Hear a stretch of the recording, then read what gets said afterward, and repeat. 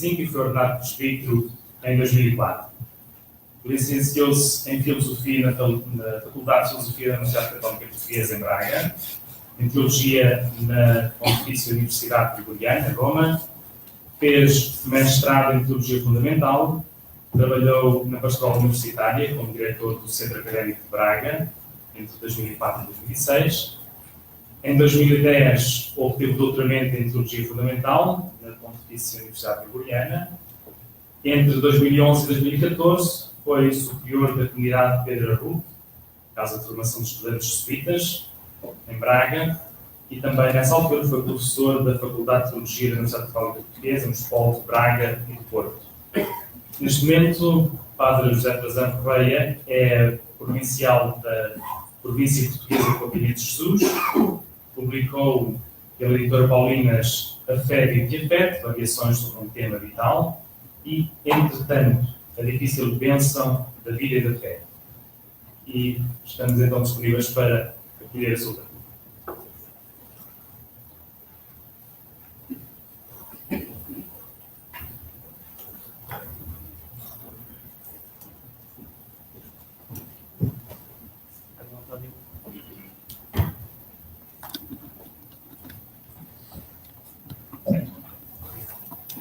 Carlos António Marques, bom dia a todos. Vamos diretamente ao assunto e é para isso que cá estamos.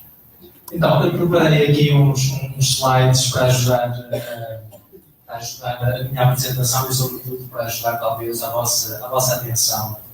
Tudo o que eu gostaria de fazer hoje aqui era dar um tempo limitado, talvez um pouco limitado para o que seria desejável, mas seguramente não faltarão oportunidades de poder dar um pouco mais do que umas pinceladas acerca de alguns nomes, de algumas coisas, de alguns elementos essenciais num processo de discernimento. É verdade que o Papa Francisco trouxe, ou melhor, recordou à Igreja, não uma coisa nova, obviamente. O discernimento não começa com o Papa Francisco.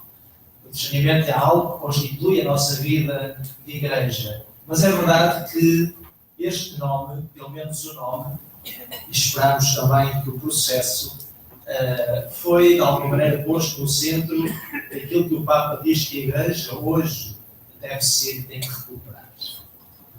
Mas também podemos o risco de tornar o discernimento num chavão. Não sabemos muito bem o que é, ou então uma mera análise sociológica, como o António Marques acabou de referir, ou então mais uma teoria, quando o discernimento é um método, é um modo de fazer. O modo de ser que passa pelo modo de fazer. Não é a identificação de um conteúdo, mas é a apresentação de um procedimento.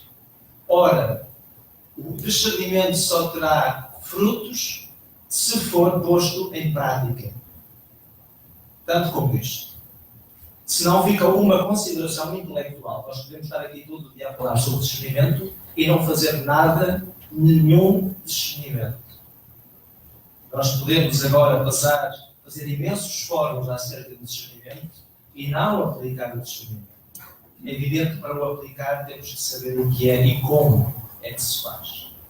Então, de alguma maneira, gostaria de trazer aqui alguns elementos que me parece importante ter em conta, em consideração, para podermos iniciarmos ou desenvolver este método de discernimento.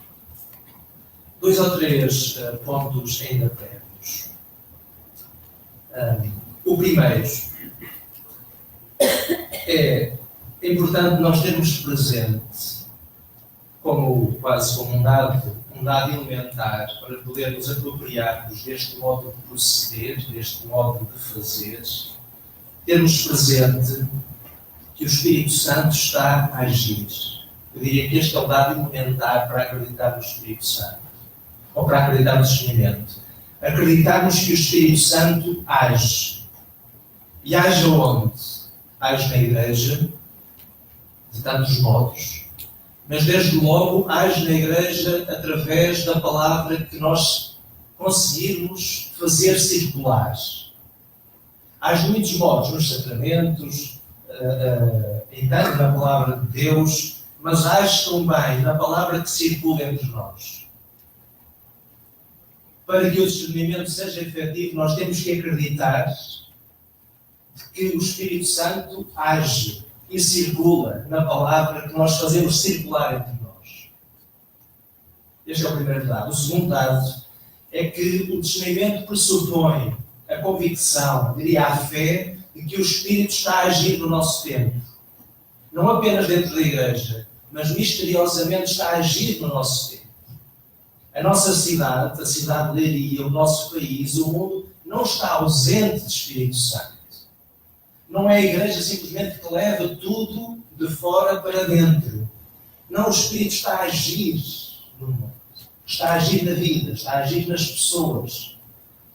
Por isso a pergunta do discernimento é: o que é que o Espírito Santo nos está a dizer neste tempo? O que é que nos está a pedir? Para usar a expressão do Apocalipse, o que é que o Espírito está a querer dizer às igrejas? Na convicção que o Espírito Santo age na igreja, mas também age fora da igreja. E, portanto, o discernimento coloca uma questão: o que é que o Espírito está a querer dizer-nos neste tempo concreto? Esta é a primeira coisa. O discernimento pressupõe uma profunda convicção que o Espírito Santo age. Hoje, como agiu no passado, como agirá no futuro.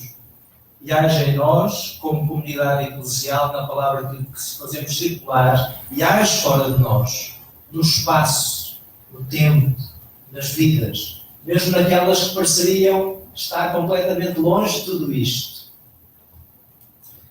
O segundo aspecto ainda introdutório que gostava de recordar é que o discernimento, como distintivo da Igreja, pede-nos uma outra imaginação.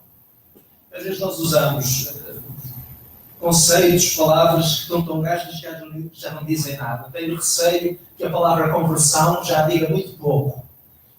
É evidente que ela diz muito. Faz parte aqui de conversão pastoral. Mas tentemos usar uma outra palavra. Imaginação. Podemos imaginar uma igreja em movimento. Podemos imaginar uma igreja que se põe em caminho. Papa diz, podemos imaginar uma igreja em saída.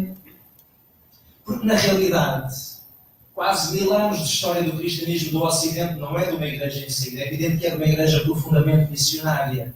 Mas a imaginação que nós temos de igreja é de uma igreja estável. Catedrais, mosteiros, conventos, palácios, passos episcopais, imagens sólidas, fixadas, agarradas ao lugar, paróquias com territórios com uma cerca. Estabilidade. Isto é mau? Não. Não estamos a fazer um juízo moral. Estamos a tentar descrever uma imagem, uma arquitetura da nossa imaginação.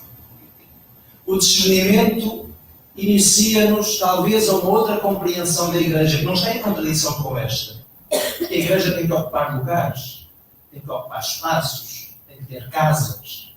Mas podemos imaginar uma Igreja que não se compreende imediatamente como estável, sólida, agarrada, mas em movimento. Podemos imaginar paróquias em movimento. Podemos imaginar movimentos, que é o nome que nós usamos para os grupos da Igreja, de facto em movimento, que não se conservam a si próprios, mas que assumem a missão, o mandato de sair. Por isso o discernimento pede-nos uma outra imaginação, que não trata de tentar resolver problemas, que não vê a missão e o tempo que vivemos como um problema, mas como um tempo de graça, um tempo favorável para a missão que nos cabe viver, que é anunciar o Evangelho.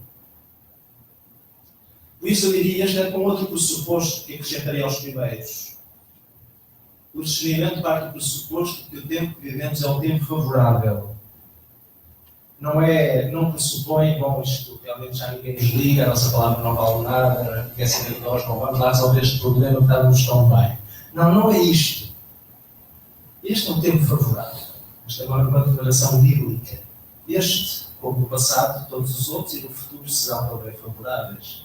Ora, neste tempo favorável, conseguiremos imaginar uma outra igreja, que é sempre a igreja de Cristo, mas que precisa de compreender e edificar-se a partir de uma nova compreensão das coisas, que resulta de vivermos tempos diferentes.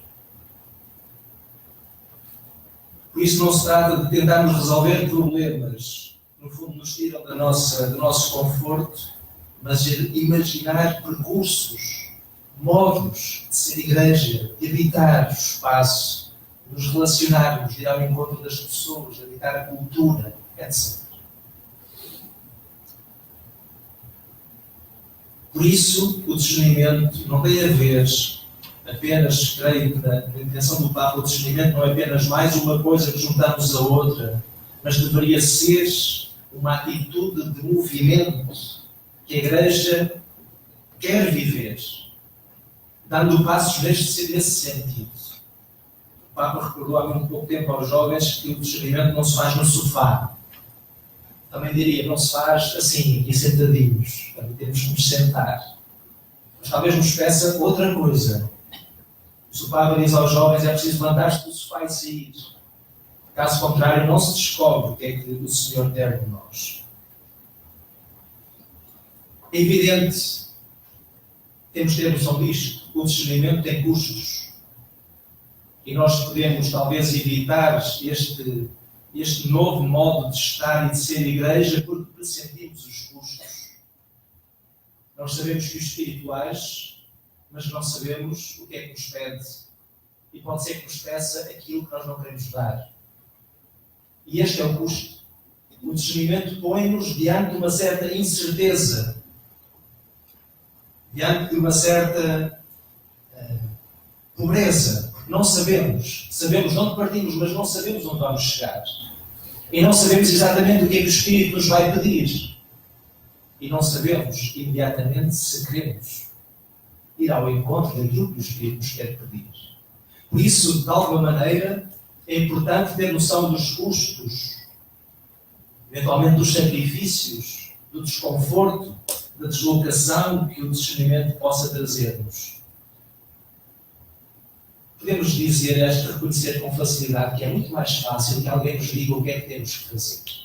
Senhor Bispo, diga lá o que é que quer da sua diocese. Nós estamos aqui, obedientemente, a ouvi-lo e depois vamos aplicar. Ao menos ter um chefe, claro, que diga claramente o que há para fazer e de que modo, que encontre os meios, que escreva documentos e nós só temos que executar.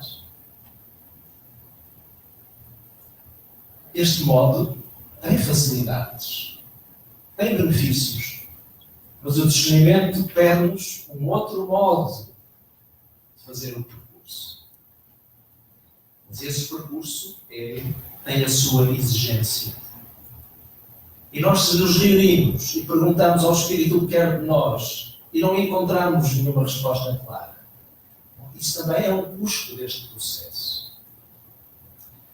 Portanto, resumindo e concluindo, ainda na introdução, o discernimento eclesial, de facto, como modo de ser igreja, como distintivo do modo de ser igreja, pede-nos conversão pastoral. Eu diria, pede-nos conversão afetiva, porque implica desprendimento. Pede-nos conversão intelectual, porque obriga-nos a compreendermos de outro modo. Pede-nos, diria, conversão religiosa, porque nos leva a acreditar, diria, de uma maneira mais radical na ação do Espírito e nas consequências dessa mesma ação. Está bem até aqui? Então vamos para a frente. Vamos pôr aqui 4 slides, e é uma citação que de facto acho que diz tudo o que eu gostaria de dizer acerca do discernimento que está no documento de preparação do Sínodo dos Bispos para a Juventude que começou ontem. Anteontem. Exatamente. No número 2, depois poderão ir ver, diz-se o seguinte: o método do discernimento. No discernimento reconhecemos um modo de estar no mundo, um estilo, uma atitude fundamental e, ao mesmo tempo, um método de trabalho, um caminho a percorrer juntos, que consiste em olhar para as dinâmicas sociais e culturais nas quais estamos imersos com o olhar do discípulo. No discernimento, reconhecemos um modo de estar, ou dizer, um modo de proceder, um estilo de vida, um método de trabalho, isto é, um modo de caminhar, que tem que ver com uma grande atenção ao tempo que vivemos, que nós olhamos não com um olhar qualquer, não simplesmente com o olhar do sociólogo, não simplesmente com o olhar exterior, não com o olhar do psicólogo, mas com o olhar do discípulo.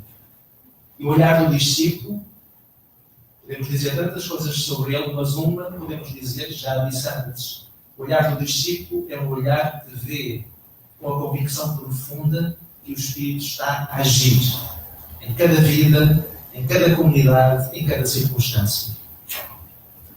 Na linguagem de Santo Inácio de Loyola, o olhar convertido é o olhar que vê Deus em todas as coisas e vê todas as coisas em Deus. Não algumas, não às vezes, mas todas as coisas em Deus e Deus em todas as coisas. Numa família, num casal recasado também, num homossexual, numa lésbica também, numa prostituta também, Deus em todas as coisas e todas as coisas em Deus. Mas continuando então a citação. O discernimento leva a reconhecer e a sintonizar-se com a ação do Espírito, numa autêntica obediência espiritual. Por esta via torna-se abertura para a novidade, coragem para sair, resistência à tentação de reduzir o novo ao já conhecido. O discernimento, sublinha-se, é uma atitude autenticamente espiritual. E recordem que o que faz espiritual o discernimento não é que quem discerne beba um copo de água benta logo à partida e fica espiritual. Não significa que seja espiritual porque se reza do princípio ao fim. O que faz o discernimento um modo de proceder espiritual é que é um modo aberto ao Espírito, que se faz lugar para a circulação do Espírito. É isso que a faz espiritual. É evidente uma convicção profunda de que este nosso desejo, feito, percorrido, realizado deste modo, é um modo pelo qual o Espírito se faz presente. Enquanto a obediência ao Espírito, o discernimento é sobretudo escuta, que pode tornar-se também um estímulo encorajador para a nossa ação, bem como capacidade de fidelidade criativa à única missão, desde sempre confiada à Igreja. E finalmente, diz a citação, o discernimento faz-se desta forma um instrumento pastoral capaz de identificar estradas viáveis a serem propostas hoje, além de oferecer para a missão orientações e sugestões que não sejam pré-definidas, mas fruto de um percurso que permita seguir o Espírito. Esta estrada, assim estruturada, convida a abrir e não a fechar, a pôr algumas questões e a fazer reflexões sem sugerir respostas pré-determinadas, a vislumbrar alternativas e a procurar oportunidades. No fundo é aquilo que eu estava a dizer antes. O exercício do discernimento parte de um determinado lugar, mas não sabe a que lugar nos vai levar. E a tentação é sempre que, no fundo, nós já temos a conclusão. Então vamos brincar ao processo. O senhor Bispo já sabe o que é para a sua diocese e depois espera a diocese para discernir o que é que quer da diocese. Isto na minha terra chama-se, mas aqui chama-se batota. É o que diz aqui. Se nós vamos discernir quando já sabemos quais são as conclusões, então é melhor dedicarmos a outra coisa e não perder tempo. Porque o exercício do discernimento, se é espiritual, é aberto aos frutos que o próprio percurso vai trazer. Fazer ao contrário, isto é, se o Papa Francisco, próximo dos bispos, já tem um documento escrito há um ano, bom, então os seus bispos estão lá a brincar ao discernimento. Seguramente, ou melhor, se este é um processo sério, o documento não está escrito. O documento final, as conclusões não estão escritas. Só poderão ser escritas como fruto do caminho percorrido. Está bem até aqui? Bom, o que vou fazer agora é pouco mais do que aprofundar ou comentar o que já disse. Vou, obviamente, enfim, cada um faz recurso do património que tem, eu faço recurso dos exercícios espirituais de Santo Inácio de Loyola como método de discernimento, não é o único, e por isso vou trazer aqui alguma linguagem que penso que não está apenas circunscrita à Companhia de Jesus, mas penso que pode ter pertinência e pode servir para o conjunto da Igreja como património da própria Igreja. Santo Inácio, eu aqui acrescentei, fiz pequenas variações, mas ele diz que os exercícios são isto. E estes 3 primeiros verbos, creio que identificam, sinalizam o que é que o processo de discernimento é. Então, se diz o que é o discernimento, eu diria com Santo Inácio, discernir é procurar, encontrar e eleger a vontade de Deus. Isto é o discernimento. Quando nós vamos discernir na diocese, numa congregação religiosa, num grupo, numa família, o que é que nós queremos? Queremos procurar, queremos encontrar e queremos eleger a vontade de Deus. Num momento determinado e em circunstâncias concretas, uma vez tiradas de si todas as afeições desordenadas. Vou comentar um bocadinho cada um destes 3 verbos porque eles são importantes em conjunto. Nós podemos apenas fazer do discernimento uma procura.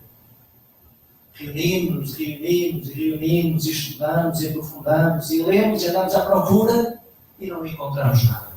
Não, o discernimento não é apenas para procurar. É evidente que temos que fazer o percurso da procura. Mas há um desejo. O desejo é de encontrar. Santo Inácio é muito prático. Os exercícios espirituais não são apenas para fazer um retiro espiritual. São para procurar e para encontrar a vontade de Deus no momento concreto da minha vida. Ou no momento concreto da nossa vida diocesana, ou de uma paróquia, ou de uma família. Procurar e encontrar. Podemos correr o risco de procurar e não querer encontrar. Não nos dispormos a encontrar. Mas também, e talvez o risco seja ainda maior, queremos muitas vezes encontrar sem procurar. Mais uma vez, queremos as conclusões sem fazer o caminho. Como o Pedro Valim dizia, queremos dar respostas sem fazer as perguntas. Tantas vezes damos respostas a perguntas que ninguém coloca.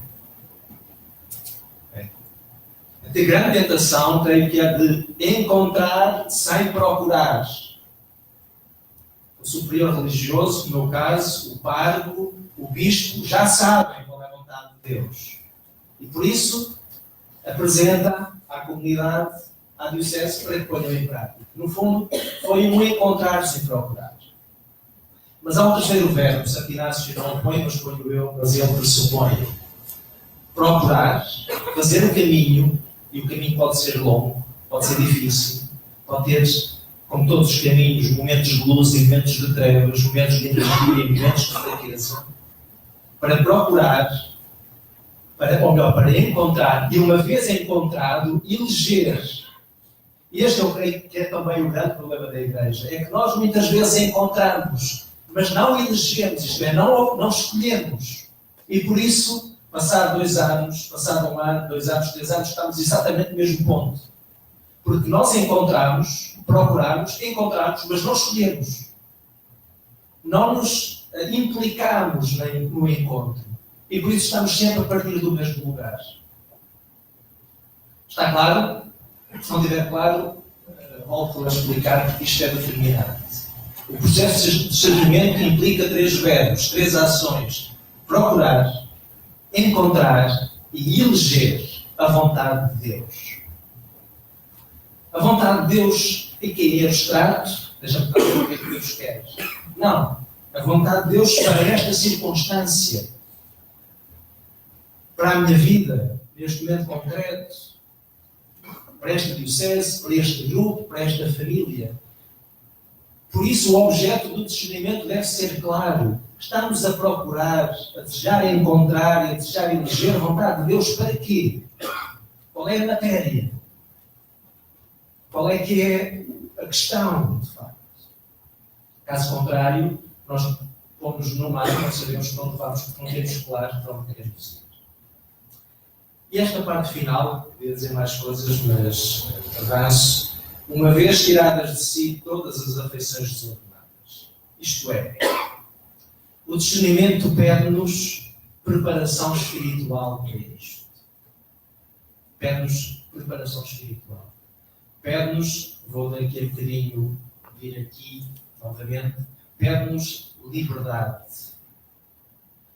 Isto é, se eu já vou para o processo de discernimento, sabendo qual é a conclusão, se eu já vou para o processo de discernimento dizendo que aqui posso tocar, ali posso tocar, ali posso tocar, mas agora não se toca. Isto são afeições desordenadas, isto são apegos que digamos assim, distorcem e tornam falso o discernimento. E bocadinho já vou lá, diria a liberdade. Santo Inácio chama-lhe a indiferença. Vou dar um exemplo. Espero que seja claro. Imaginem, eu vou fazer uns exercícios espirituais para perguntar a Deus o que é que quer de mim. Imaginem, tenho 20 anos, já aqui meio confuso, vou perguntar a Deus o que é que Ele quer de mim para a minha vida. Mas na realidade, eu já decidi que quero ser padre. Depois vou das coisas de outro modo. Eu já decidi que quero ser padre. Mas agora vou fazer um retiro espiritual para perguntar ao Senhor o que é que Ele quer de mim. Faz sentido? Qual é que é aqui a distorção? Eu não estou livre. Eu não estou livre. Não estou indiferente. Tenho um afeto desordenado. Estou agarrado a uma coisa de modo desordenado. E estar agarrado a isso faz com que eu não esteja livre para procurar, para encontrar e para eleger a vontade que Deus me vai manifestar no processo de procurar. Imaginem, nós temos uma compreensão de que a paróquia só pode ser isto, isto, isto e aquilo. E agora vamos perguntar ao Senhor o que é que Ele quer acerca de nós, ou o que Ele quer de nós acerca da vida paroquial. Ora, se eu já estou agarrado ao modelo e já disse que aqui ninguém mexe de maneira nenhuma porque é o único, se calhar eu tenho razão, mas não vale a pena estar a brincar ao discernimento. Porque eu não estou livre.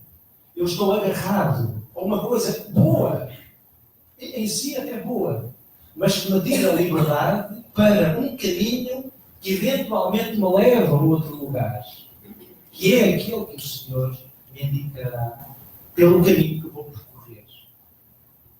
Daí que o discernimento pede-nos um grande exame de consciência e um exame da liberdade. É evidente que se calhar nunca estaremos plenamente livres. Mas às vezes há pequeninos argueiros no olho e às vezes há pedregulhos. E às vezes há pedregulhos evidentes.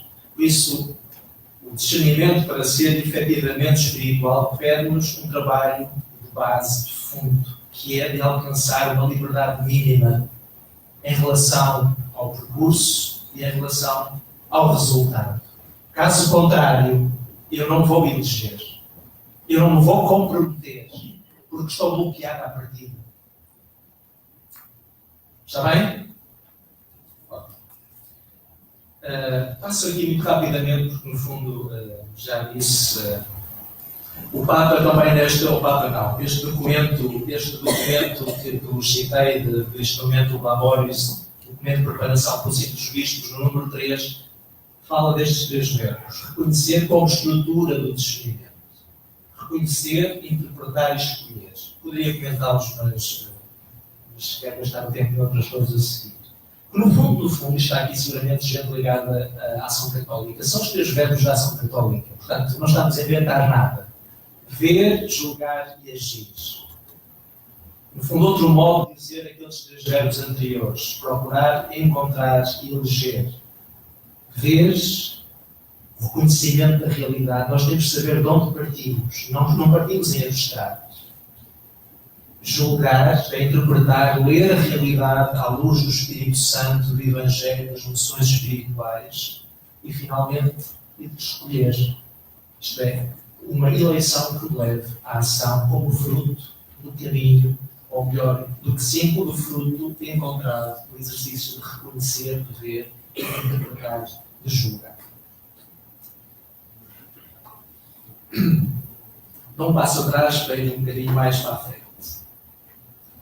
No início dos exercícios espirituais, Santo Inácio há um texto ao qual Santo Inácio chama Princípio e Fundamento. É um texto um bocadinho à margem da própria dinâmica dos exercícios, mas isso pouco importa. Mas acho que nos dá aqui, evidente, aqui tem um contexto particular, que é um discernimento individual, mas penso que se pode aplicar a qualquer discernimento comunitário e eclesial. Eu vou ler o texto e depois vou comentar as coisas que me interessam. Diz ele: o homem é criado, enfim, na linguagem do século XVI.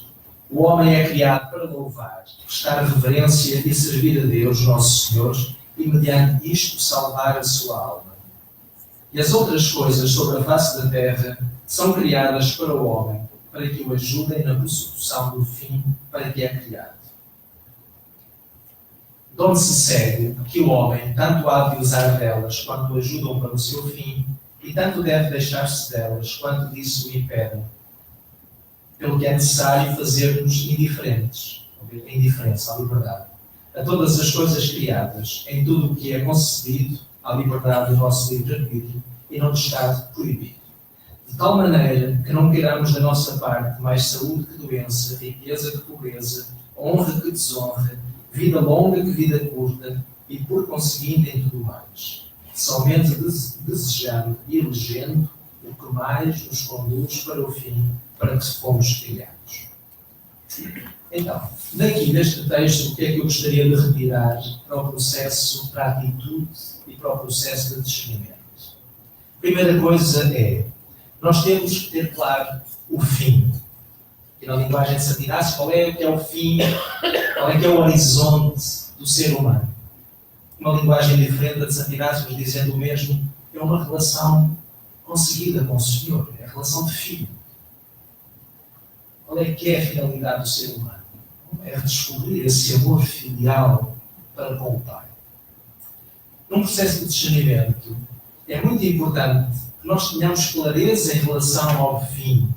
Isto é, o que é que nos motiva? O que é que nos move? O que é que está no nosso horizonte que nós procuramos e que é o nosso tesouro?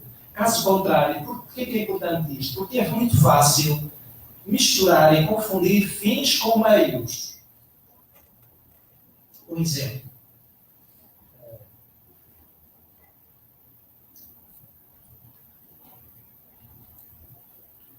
O ministério episcopal é central na vida da Igreja? É ou não? É.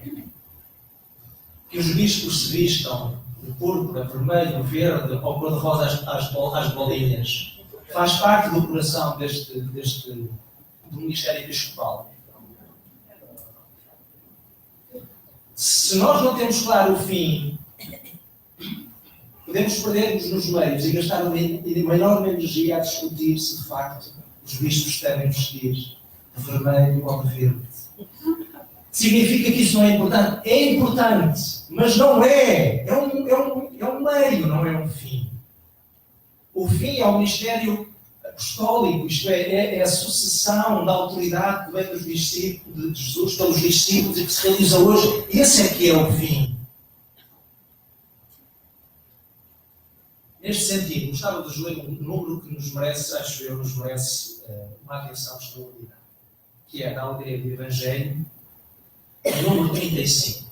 Diz o Papa: uma pastoral em chave missionária não está obcecada pela transmissão desarticulada de uma imensidade de doutrinas que se tentam impor à força de insistir.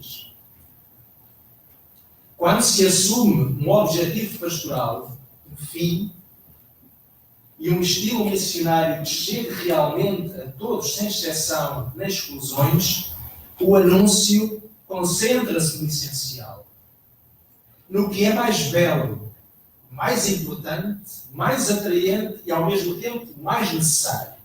Repito, o anúncio concentra-se no essencial, que é o mais belo, o mais importante, o mais atraente, o mais necessário.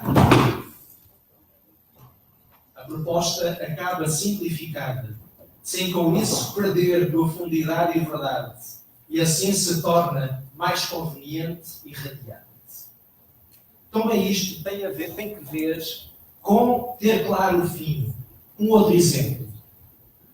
Na comunhão eucarística, o que é importante? Comungar o Senhor que se me oferece. Verdade? Então, comungar de pé, sentados, na mão na boca, é essencial nesta questão? Não é. É importante? É. Mas não confundamos o fim com os meios.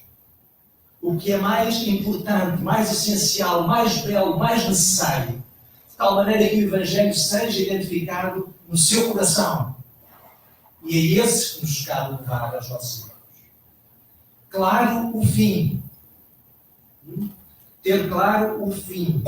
É ele que orienta e que ordena. Ter claro o essencial. Para não nos perdermos nos meios, que são importantes, mas não são o fim. Por isso, tendo claro o fim, tudo se torna um meio para alcançar o fim. O resto são meios. Por isso,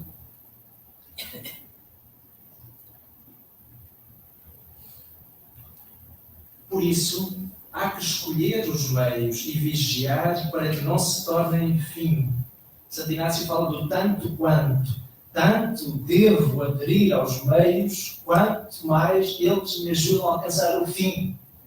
E tanto me devo afastar deles, tanto quanto eles me inibem de alcançar o fim.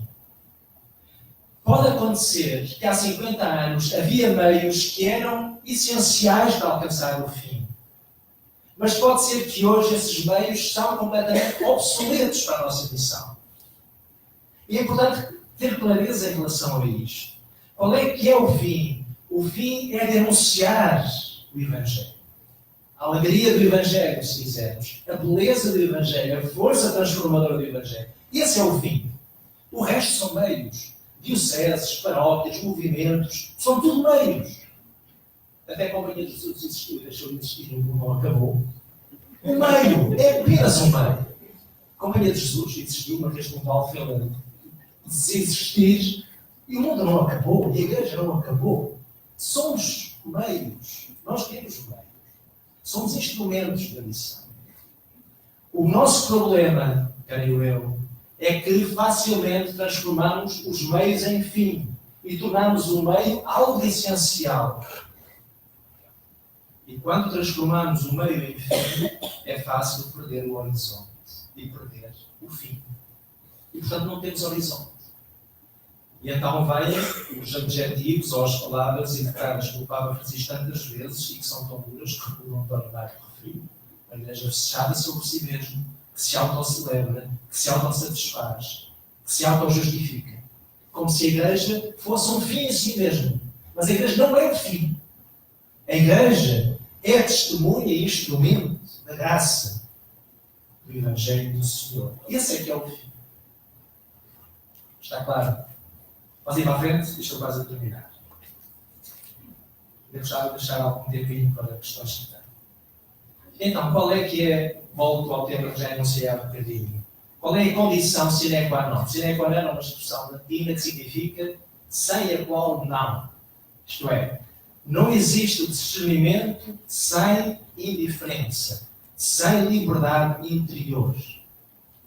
E que quando nós começamos o exercício de discernimento, nós temos que ter a honestidade de avaliar a nossa liberdade quando iniciamos este processo, individualmente, comunitariamente, como famílias. Caso contrário, nós estamos a fazer batota e não vamos chegar a nada nenhum. Porque estamos não à procura da vontade do Senhor, mas da nossa. Justificar não o Evangelho, mas os nossos Evangelhos, etc, etc. A indiferença, a liberdade, como dizia, possivelmente nunca alcançaremos plenamente, mas cabe-nos a honestidade, pelo menos, de avaliar em que grau estou, de 0 a 5, no 1, no 2, no 3, no 4, no 5. E já fazer este exercício faz-me identificar as minhas resistências, os meus medos, compreensivelmente. Então, essa liberdade em que podemos dizer tantas coisas, mas avanço. Nesse sentido, para trabalhar esta indiferença, cabe identificar os meus medos e as minhas distrações. Eu que vou para este processo, quais são os meus medos? Imagina um bispo que põe a sua diocese verdadeiramente num exercício de discernimento. Pode ter medos. Isso me obriga a mudar o sistema todo de paróquias. Por exemplo, e se há medos compreensíveis, mas temos que os identificar, caso contrário, é como uma roda dentada que está gasta e não puxa. E distrações, há coisas que me causam medo, há outras que me dissipam. Por isso importa reconhecer os desejos desordenados. E importa reconhecer os desejos ordenados, as emoções do Espírito Santo. Eu diria que, quando se inicia um processo destes, convém fazer alguma clareza acerca desta disposição espiritual. Caso contrário, se calhar todo o exercício é um bocadinho falso e ao mesmo tempo, se calhar, muito pouco. Basicamente dizendo o mesmo, importa, então, assegurando essas, digamos assim, essas condições espirituais mínimas, essa liberdade interior, essa indiferença, importa uma grande atenção à realidade, que resulta ela mesma também já da liberdade espiritual. Só a liberdade espiritual nos leva a estar atentos em relação à realidade sem a julgar imediatamente. O discernimento tem que ser capaz de partir do que existe. O que existe tem que ser descrito. Em que ponto estamos? Sem julgar imediatamente se é bem ou mal. O que é? Qual é o estado da nossa diocese? Qual é o estado da nossa paróquia? Qual é o estado do nosso movimento? Qual é o estado da nossa congregação religiosa? Em que ponto estamos? Descrever, ver, descrever, para saber de onde partimos e, ao mesmo tempo, ter também uma familiaridade espiritual, seja com o Evangelho, seja com as noções interiores, para que eu possa ler a realidade, não à luz dos meus impulsos mais imediatos, que muitas vezes são desordenados, não à luz do que a sociedade diz que a Igreja deve ser, não à luz do que alguém diz que eu deveria ser, mas à luz do Evangelho, das noções espirituais que me vão orientar em determinada direção. Por isso, creio que no exercício efetivo do discernimento, estas duas coisas me parecem também essenciais. Uma grande generosidade na escuta e uma grande franqueza de palavra. As duas coisas estão bem juntas. Creio que muitas vezes nos falta-nos a generosidade na escuta. O outro está a falar, mas eu não estou a pensar no que vou dizer. Ou já sei quem ele é e por isso ali não tem nada. Muitas vezes a nossa escuta é uma escuta bloqueada. E muitas vezes falta-nos também a franqueza da palavra. Tal como sou generoso na escuta, também sou generoso no meu contributo, precisamente porque acredito que o Espírito fala entre nós, através da nossa escuta e da nossa palavra. E depois diria, mais uma vez, essa adesão determinada à eleição. Isto é, um discernimento deve concluir-se numa escolha. E essa escolha deve comprometer-nos. E comprometendo-nos, obriga também, pede uma avaliação periódica em relação ao modo como estamos a realizar essa eleição e se haverá coisas a mudar fruto das novas circunstâncias.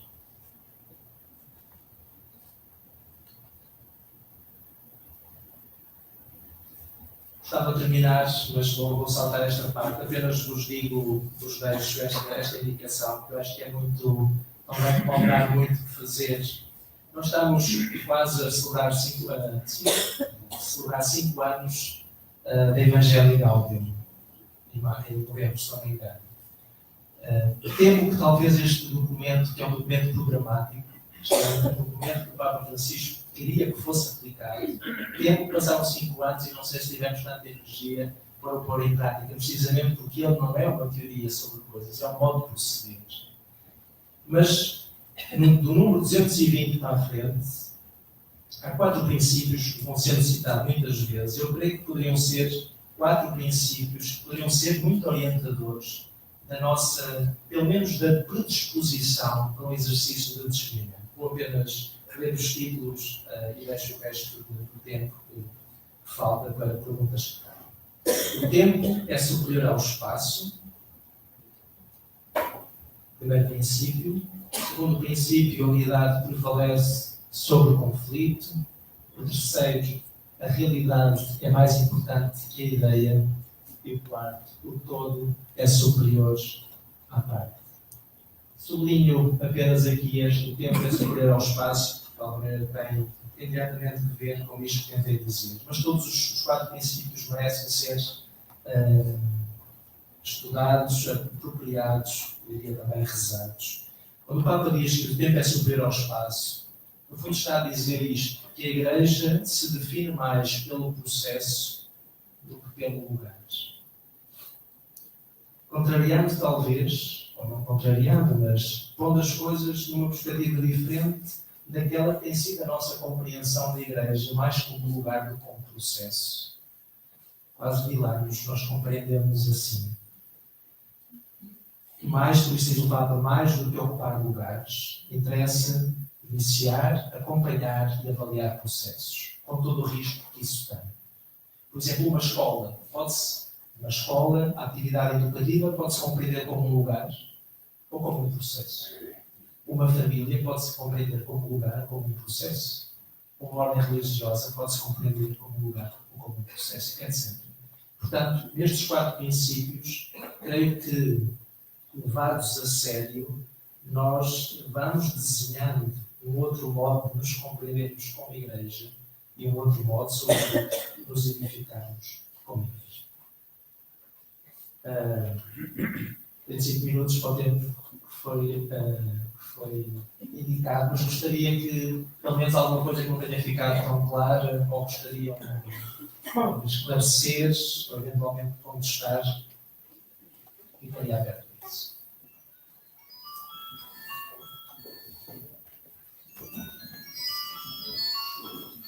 Depois de termos escutado o Padre José Frazão, certamente ficamos com uma ideia mais clara de uma das palavras que tem feito parte cada vez mais do nosso léxico na Igreja, com o Papa Francisco. Esta palavra de discernimento, este conceito de discernimento. Isso agradeço, certamente em nome de todos, essa ajuda que nos deu. E agora também lançar a possibilidade de quem quiser lançar algum comentário, algum repto, alguma questão ao Padre Frazão, está aberta essa possibilidade.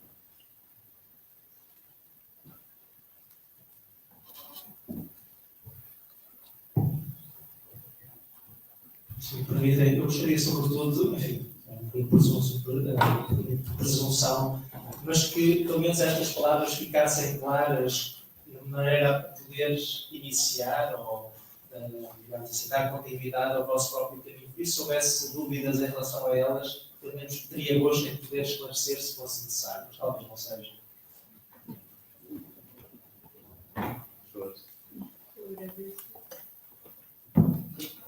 Agradeço imenso e pedir-lhe, por favor, de dizer uma palavrinha sobre a parábola do trigo e do joio, que é ilustrativa, se pudesse fazer esse favor, agradecido. Muito bem, então o Papa, de facto, na enunciação deste princípio, fala da parábola do trigo e do joio, como exemplificativo da superioridade do tempo ao espaço. Como terão presente nessa parábola, qual é que é a vontade dos agricultores? Ir arrancar imediatamente o joio. Se o campo é um lugar, então temos que tirar imediatamente o joio, que é para que o trigo possa crescer como deve ser. O que o Senhor da Messe diz é que não, deixem crescer juntos o trigo e o joio, e haverá um momento em que se poderá separar o trigo do joio. Portanto, se quiser, os agricultores têm uma visão do campo como lugar, o Senhor da Messe tem uma visão do campo como um processo. Vamos deixar crescer ambos. Não aconteça que aquilo que parece joio, ou aquilo que parece trigo, afinal é joio, e aquilo que parece joio, afinal é trigo. Demos tempo ao tempo. É evidente que poderíamos conversar, eu teria muito gosto nisso. Nós percebemos, em relação, por exemplo, ao símbolo da família, as conclusões, que o Papa Francisco compreende a família não como um lugar, mas como um processo, como tempo de maturação. Temos de dizer quase, não sei se eu aqui fiz alguma heresia, mas o Sr. António corrigiu-me, o sacramento como um processo. É evidente que no momento do sacramento do matrimónio aconteceu tudo, mas nós sabemos que ainda está tudo por realizar. A família é um lugar, é um processo. A educação dos filhos é um lugar, é um processo. Uma igreja é um lugar, é um processo. Eu creio que esta imagem é muito bonita porque dá-nos paz para lidar com as nossas imperfeições pessoais, comunitárias e eclesiais. O trigo cresce com o joio. Nós não somos uma igreja de puros, de trigo. Nós somos uma igreja de joio, se calhar misteriosamente se vai transformando em trigo. E isso dá-nos também uma liberdade, uma honestidade maior. Toda esta questão dos abusos sexuais, vamos dizer este tema, tem que ver também com a imagem da igreja que se quis imaculada e pura. Era assim que ela se queria fazer ver. Nós sabemos que é falso. Sabemos por nós próprios. Portanto, este princípio creio que nos dá uma grande liberdade. A Papa também diz isso. Vamos deixar que cresçam, que é para que o trigo mostre a bondade do seu fruto. Portanto, acho que esta imagem, estes princípios, podem nos dar muito que pensar, mas também muito que fazer, se nos apropriarmos deles.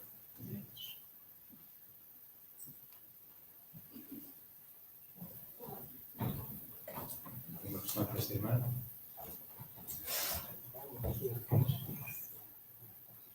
Eu queria dizer com muita simplicidade, agradecer ao Sr. Padre de Coração, mas eu gostei logo do princípio.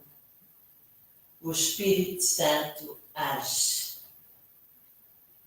E nós às vezes pensamos que estamos a viver um momento difícil, parece que tudo vai desabar, a Igreja, a preocupação do Papa, parece que isto nos afeta.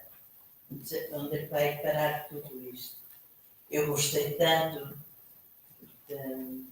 do Sr. Padre ter esta palavra assim. O Espírito Santo age, não só nos sacramentos, na igreja. Ele circula. Eu fiquei com esta. Achei muito bonito. Ele circula. Onde quer que eu passe, dê o meu sorriso, tenho uma palavra, o Espírito Santo circula. E é esta partilha que eu queria fazer e é agradecer realmente esta beleza desta exposição. Parece que me deu esperança de outra maneira de ver tudo isto que nos afeta, não é? Mas ver um Papa com tanta coragem e é isto. Obrigada. Obrigado. Sim, circula. Isso é o que é próprio do Espírito. O encontro de Jesus com Nicodemos, os pensamentos podem ensinar muito. Poderá um velho nascer de novo? Poderá a Igreja nascer de novo? Se for uma operação física de pô-la novamente dentro do útero, não é possível. Mas pelo Espírito é. E aí também diz São João, o Espírito sopra onde queres. E como diz também no final do Evangelho de Pedro, pode levar para onde não queres. E esta é a tal indiferença, a tal liberdade que nos é pedida. Há uma expressão que eu gosto muito, que para mim acho que é bonita e muito significativa, que é do Senhor ressuscitado, por intermédio de outra pessoa, e mandar dizer aos discípulos que ele, Jesus ressuscitado, os persegue na Galileia. É muito interessante. Que Jesus não diz, levem para a Galileia convosco. Não, eu percebo-vos na Galileia. A Galileia é a terra dos gentios, é a terra onde não habita Espírito Santo.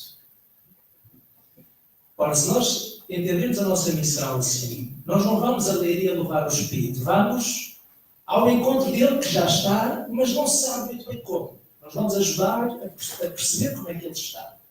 E o discernimento seria, de que modo? Como?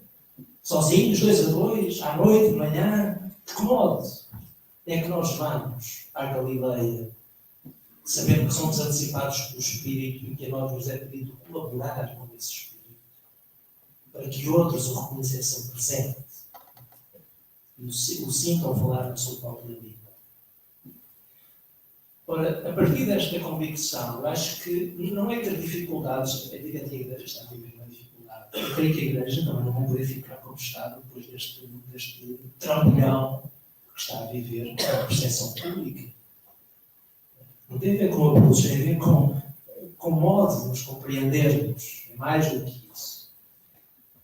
E por isso, nesse sentido, eu creio que há uma formalidade extraordinária. Nós não nos cabe resolver problemas, que é encontrar um novo espaço de poder, de reconhecimento para a Igreja. Não, mas levar o Evangelho que salva as pessoas, para que as salva. A mim, pessoal, acho que isso nos dá muita. É isso, é uma missão bonita que nos é confiada. Agora, o discernimento tem a ver com. Não é claro, não é evidente. Como é que levamos à juventude universitária? Como é que ele nos antecipa neste universo, por exemplo? No universo da família, da educação dos filhos. Bom, e então, essa convicção de que o Espírito circula, e que circula também entre nós, na palavra que trocamos e na escuta que fazemos uns dos outros. O Papa, já Vaticano II, de modo muito claro, a sinodalidade tem que ver não apenas com os bispos que se reúnam e que acreditam que a palavra circula entre eles, mas tem a ver com o modo sinodal de sermos igreja, e eu creio que aqui temos que caminhar muito, porque creio que nós não acreditamos suficientemente que o Espírito circula na palavra que trocamos entre nós e que às vezes é uma palavra dura. Às vezes há desentendimentos, há confrontos nesta troca de palavras. Mas isso faz parte do processo.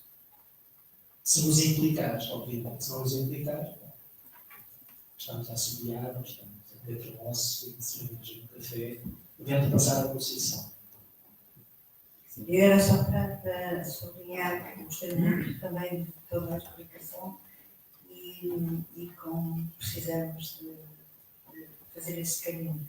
Como estava a dizer, do Espírito Santo já está e nós acreditamos nisso o suficiente. As nossas dificuldades são grandes em acreditar nisso, por isso tem tantos custos o discernimento. Então era só para se pedir, eu gostei muito de tudo e penso que foi claríssimo, só que é tão denso e tão importante para a vida, se poderia dizer mais um bocadinho só este aspecto de ser tão o discernimento tem tantos custos no nosso cotidiano e também nas organizações, nas situações concretas em que a Igreja nos estruturamos e as concepções que temos. Só para dizer mais um bocadinho. Muito bem. Acho que eu tenho muito a dizer, mas sabes outras coisas assim, muito pouco tempo. O custo é o custo do caminho.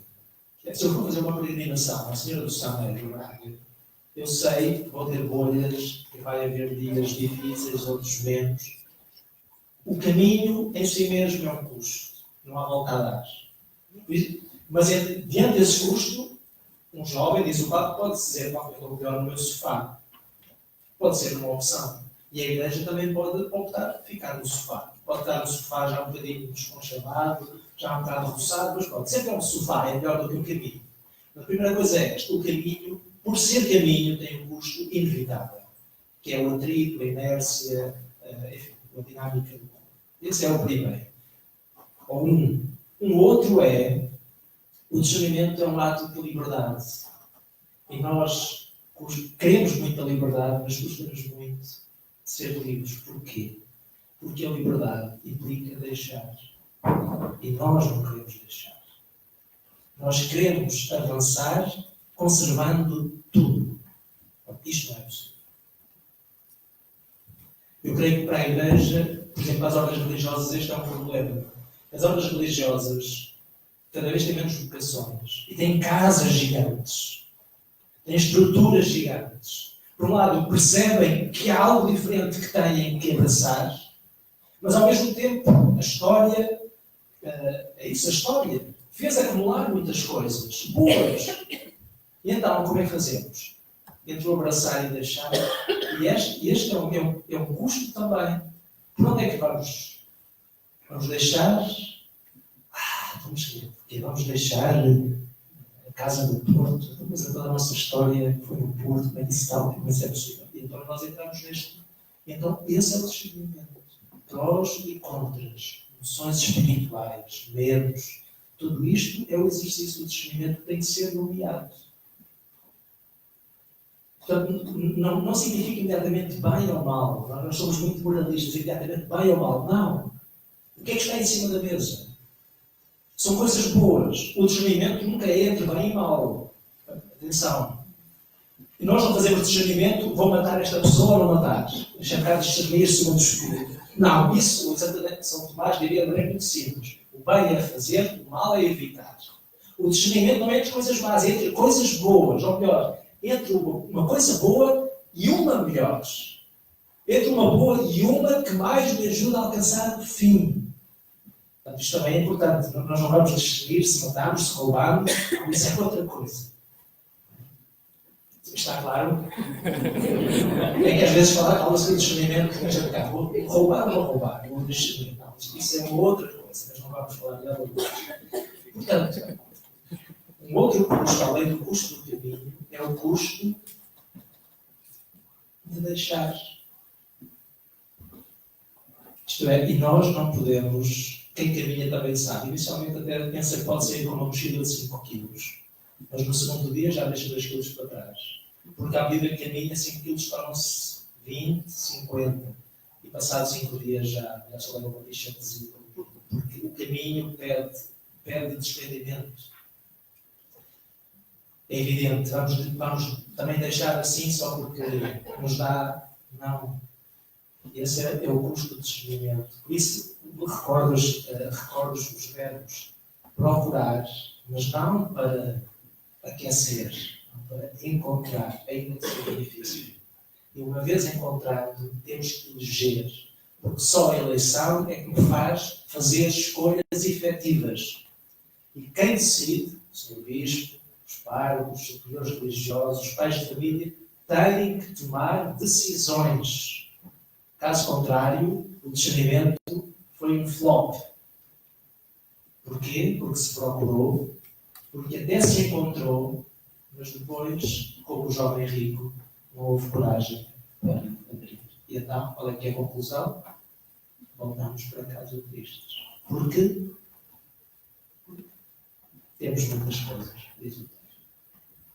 Vamos dar a oportunidade só para a senhora Raulina, dar sinal para tomar a palavra. Depois terminamos, temos de fazer um intervalo.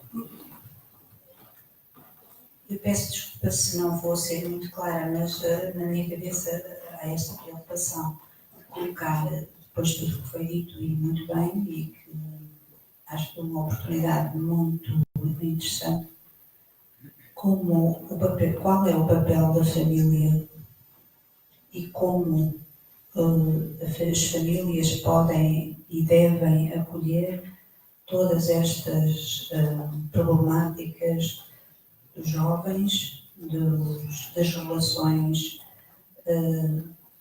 conjugais e das outras que se associam a elas, como ver os filhos, os netos. Eu sei que isto é muito extenso, só isto chegaria para programa, mas só uma pinceladazinha sobre isto, faz favor. Obrigado para mim pelo programa também. Esta será uma matéria importante e mais do que uma ocasião, uma oportunidade. O que eu gostava apenas de sublinhar é, mesmo no âmbito da família, de uma família concreta, uma família pode, digamos assim, viver como um lugar ou viver como um processo. No fundo, este método, mudando o que tem que ser mudado, aplica-se a qualquer circunstância, a qualquer realidade, seja individual. Eu posso discernir a minha vocação. Já discernir. Um casal pode discernir que casal quer ser, como é que quer educar os filhos, ou diante de uma realidade concreta, como proceder. Imagina um casal, que acontece, e acontece cada vez mais. Disse o meu filho, disse-nos que é homossexual. Como é que nós vamos lidar com esta circunstância? Não basta dizer bem ou mal, mas como é que nós vamos lidar com isto? É uma matéria de discernimento, tentar o fim. Qual é que é o fim que nós queremos manter? O amor ao nosso filho, a ajuda ao nosso filho, como é que o Evangelho entra aqui, como é que a moral da Igreja entra aqui, como é que nós vamos gerir isto, segundo o Espírito. Bom, isso é um exemplo muito concreto, é exemplos. Portanto, aqui eu gostaria, sobretudo, de dar os pontos do método, do modo de proceder, para que depois, na realidade concreta, o possamos pôr em prática. Porque, de facto, eu termino com isto, o discernimento não é uma consideração teórica acerca das coisas. É um modo de realizar uma identidade. E só se realiza realizando-se. Portanto, o discernimento não se considera, o discernimento faz-se. Eu tentei dar-vos alguns elementos para o fazermos. Muito obrigado.